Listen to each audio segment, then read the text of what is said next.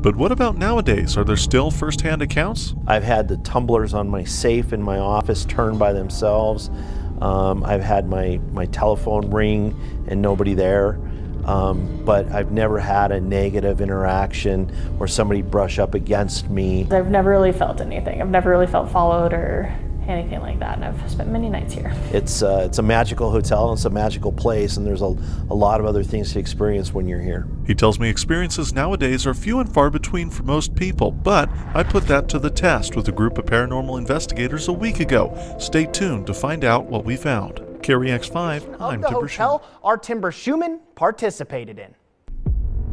Hotel Colorado is famous for its long history and countless reports of paranormal activity. CCPI did a paranormal investigation in 2006, but now, decades later, a new team set out to try and capture proof of the alleged spirits, and I got to join. We have not been here before to Hotel Colorado. For the most part, we're a lot of what you see on TV. Leslie Self started Self Paranormal over 20 years ago and has crews both in Colorado and Missouri. They trained with Jason and Grant from the popular TV show Ghost Hunters. It's unpredictable. Unfortunately, paranormal doesn't happen on cue. Probably a quarter way in, it really took off. I met up with the group at the room at about 8 o'clock on Friday, March 1st, and investigated till 5 in the morning. Our first stop, the basement. About half an hour in, Les pulled out a Frank's box, which is an AM/FM radio that constantly cycles through channels, making a constant static that Les says spirits can talk through. Knowing the hotel served as a naval hospital during World War II, I decided to ask my own question. My dad was a ranger in the Army. What branch did you serve in? You couldn't understand what it said. You couldn't understand what it said. We also got some responses in the attic, next to a very creepy chair. You see one of our names is sitting here in the room.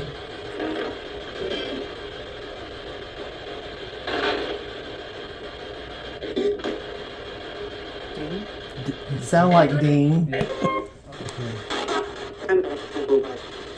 Time for you all to go back. My favorite results came from simple twist-on flashlights, first starting to turn on the third floor with investigator Dean Wilfong. Yet Dean tells me he can see more than what meets the regular eye because of his dance with death as a kid in the river. When I was 7 years old, I got swept up under with the current and I drowned. And I died for an hour and a half. I've been able to actually visually see the spirits. I saw an elderly gentleman down by a window and he was smoking a cigar. And we set up the flashlights on the windowsill supposedly next to him, and for the first time in that night, the flashlights started going off. Is he touching it? Yeah. I think there it is. There it is. There's a flashlight. Can you turn it off? Can you turn it back off for us? There you go. Good job. Tonight we had some flashlight play on the third floor stairwell. It's okay, we're not going to hurt you. Just turn on one of the flashlights on count 3 if you're still here with us. 1, 2, 3.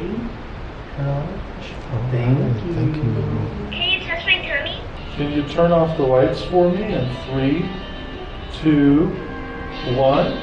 By the time we made it through all of the floors, we had gotten interactions through the K2 meter, the Frank's box, and a couple other devices. Yeah, I am happy. I think that we caught some really good things that we know of. If you really just lay it out, open your mind, relax a little, you'll see that there's a lot more going on around us than what meets the eye. To watch Self Paranormal's own video compilation of the best moments, go to Western Slope Now to find a link.